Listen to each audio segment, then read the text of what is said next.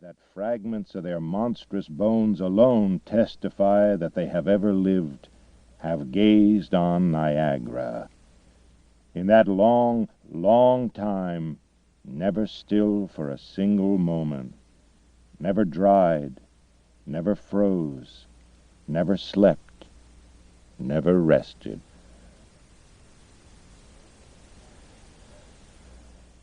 Notes on the practice of law. I am not an accomplished lawyer. I find quite as much material for a lecture in those points wherein I have failed as in those wherein I have been moderately successful. The leading rule for the lawyer, as for the man of every calling, is diligence. Leave nothing for tomorrow which can be done today. Never let your correspondence fall behind. Whatever piece of business you have in hand, before stopping, do all the labor pertaining to it which can then be done. When you bring a common law suit, if you have the facts for doing so, write the declaration at once.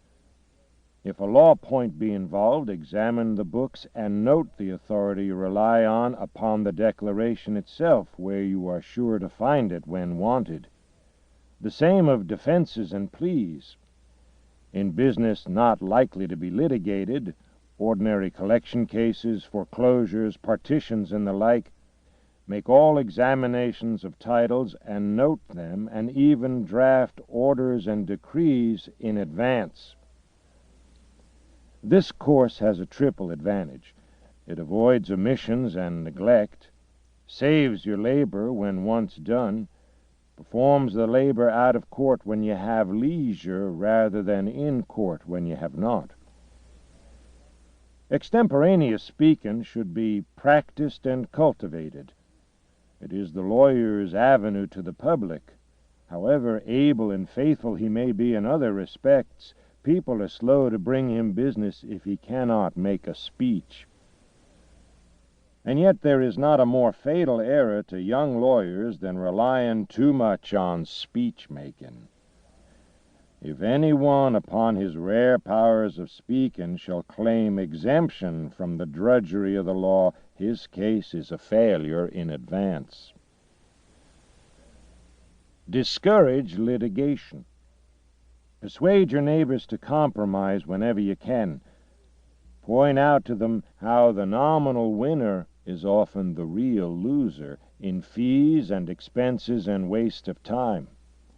As a peacemaker, the lawyer has a superior opportunity of being a good man. There will still be business enough. Never stir up litigation.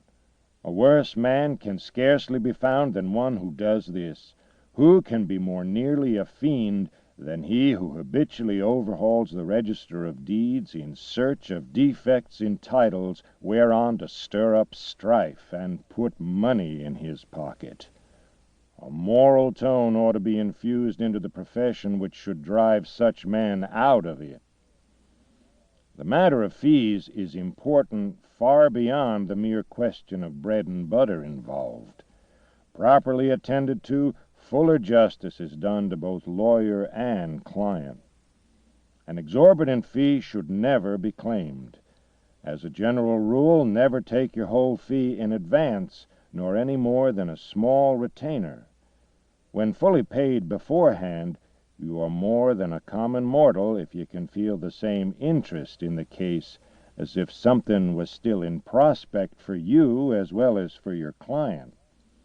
And when you lack interest in the case, the job will very likely lack skill and diligence in the performance.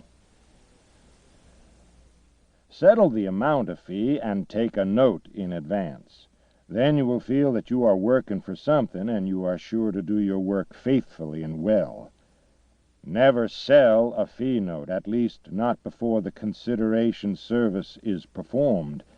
It leads to negligence and dishonesty. Negligence by losing interest in the case, and dishonesty in refusing to refund when you have allowed the consideration to fail.